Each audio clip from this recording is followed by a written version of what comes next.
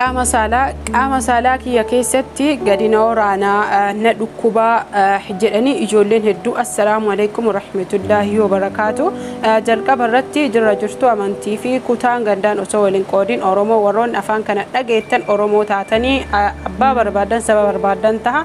Walumaa galatti namoonni afaan Oromoo an dubbataa jiru kana dhagahaa jirtanii dhimma shamarranii irratti shamarran kenna hedduuni waa'ee gadaamessaa yookiin hormaata hedduu kan rakkataa jiranii fi akkasuma kan baay'ee dhukkubaa jiranii akkuma beekamu jechuudha waa'ee gaafii keessan na gaafataa jirtanii akkuma beekamu jechuudha waa'ee gadaamessaa qaama saalaa keessatti na waraanaa akkasitti lukoyoo fudhachuu dadhabaa waan kana hedduu kan irraa dubbadhee fi akkasuma mootuyyuu kan irrallee hojjetaa ture namnis na balaaleffachaa ture namoonni hedduus ammoo fakkeenya godhatanii akka fakkeenyatti kan irraa hojjechuuti akkasuma mootuyyuu maashaallah irraayis fayyadamaa jiranii alhamdulillah kanaafi obboleeyyan kiyya har'as jechuudha waa'ee qaama saalaa yookiin gadaamessa hormaata keessan keessatti gadisiin waraanurra kan dubbadhuudha jechuudha. Haa ta'u malee garuu bakka ani taa'aa jiru kuni xiqqoo maashinni wayii kan iyyuu fi akkasuma sagalee jeequmsaa wayii keessa jira.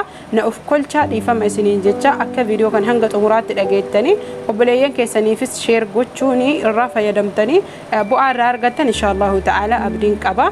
Jalqaba irratti warroonni maatii koo ta'uun hedduu na jajjabeessaa jirtanii hedduu wallaahi dhugaa rabbii isiniin jedhaniin kakadha naaf galatooma naaf jiraadha isinillee nuuf jiraadha akkuma naan jettan isinillee naaf jiraadha Oromoo kiyya saba bal'aa jechuudha hedduu naa galatooma ammootu jechuudha warroonni viidiyoo kan koo ilaaltanii akka maatii keessan yookiin obboleeyyan keessan obboleeyyan jechuun obboleeyyan waliin dhalattan qofa osoo hin tahini obboleeyyan hedduu jechuudha kan mana arabaa keessatti miidhaa wantootaan dubbadhuu fi ani hojjedhu kanarraa hedduu miidhamaa jiranii akka irraa fayyadan man laayik gochuun akkasuma mootuyyuu warroonni sabskraayib godhi sabskraayib gochuun maatii kootti dabalama viidiyoo jaalattan mallattoo oolta jetturra kaaya akkasuma sheer gochuun hiriyoota keessanii qooda kanaafi har'a gabaabumatti kaniin qabadhee dhufe qorsa akkasuma immoo gorsa jechuudha yeroo hedduu dubbadhee jira sigigaachuu gadaamessaa yookiin hormaata maal akka tahe shamarran kennaa hedduun jechuudha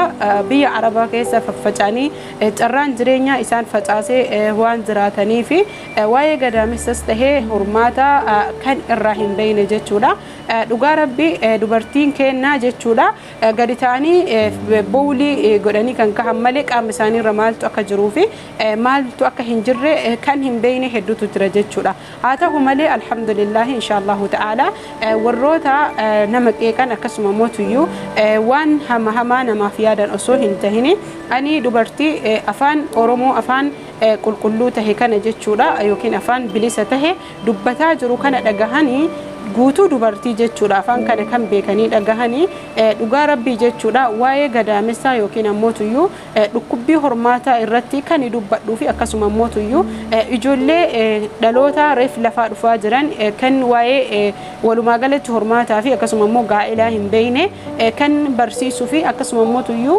hubachiisuuf waa'ee gaa'ilaa irratti keessi kiyya kaka'umsa guddaa qabuu fi fedhii guddaa qabuudha jechuudha akkasuma ammootuyyuu haawalee kennas warroota jireenya ofii jechuudha jireenya dhuunfaa hedduun kadagatamanii jechuudha ilma ofii guddisfachuuf jireenya ofii jijjiirachuuf tattaaffii garagaraatiin of irraanfatanii gadaamessaan isaanii sigigaachuu irraa haawwatii kenna hedduu qaasfachuu yookiin saalfachuu irraa dhibee ofii kana mana yaalaa dhaqanii himachuu dadhabuu irraa hormaanni isaanii erga sigigaatee alatti baheen booda erga turiinsa yeroo dheeraa booda tuttuqaa sababa tuttuqaa yookiin ammoo akkasuma immoo qilleensa waan keessa taa'uuf jecha gara alaa waan baheef infekshinii itti tahee jechuudha hoksisaa irraa hoksisaa jedhu namoonni waan gara biraatitti dubbatanii qorsa mana isaanii jiru hin beekanii kan baay'ee ciccitee akkasuma ammootuyyuu kaansarii fiixee gadaamessaatti tahee illee hedduutu jira jechuudha kana qofa osoo hin tahini waa'ee gadaamessaa yookiin hormaata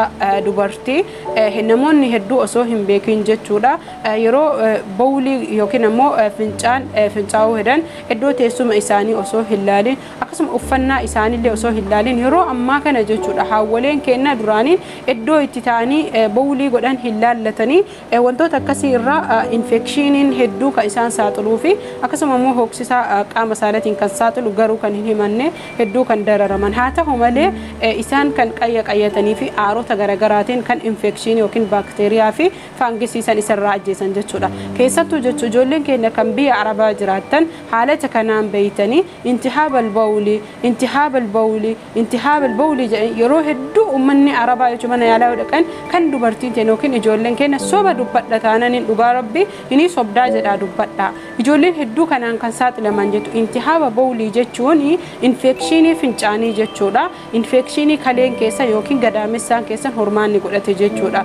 Garii dubartii keenya hedduu jechuudha. Tasaaqot arrahim jedhanii kan itti himan mana yaalaa. Kana jechuun sigigaachuu gadaamessaa yookiin hormaataa jechuudha. Hordoftoota fi kabajamtoota kiyya warroonni qaama saalaa kiyya keessatti ganna waraana mallattoolee kana isiniif hima dubbadhee jirallee akkamitti akka fayyadamtan akkamitti akka wal'aanamtan akkamitti akka inshaallahu ta'ala isinirraa hir'atu suuta adeemsan isinirraa fayyus dubbadhee jira. Tokkoffaa irratti mallattoon isaa jechuudha yeroo waan ulfaatu ol fuutan hedduu kan isin gadi cinquu fi akkasuma mootuyyuu isin waraanuu jechuudha. Ammas adda baasannee beekuu qabna. Miidhamni mar'imaanii yookiin ammootuyyuu miidhamni meeshaa garaa keenya keessallee yoo nu miidhamee jedhe kan gadi nu waraanuu fi akka waan marfeen nu keessa jirutti akkasuma yeroo nu teennu teessuma keenya keessatti hedduu kan gannu waraanee nutti ulfaate taa'uu nu dhoorgu jechuudha. Haa ta'u malee sigigaachuun gadaamessaa yookiin hormaataa jechuu kan keessatti sigigaate yeroo irra caalaa jechuu yeroo marsaan laguu nutti dhufu kan yeroo mana fincaanii seennee fincaa'uuf gatteennu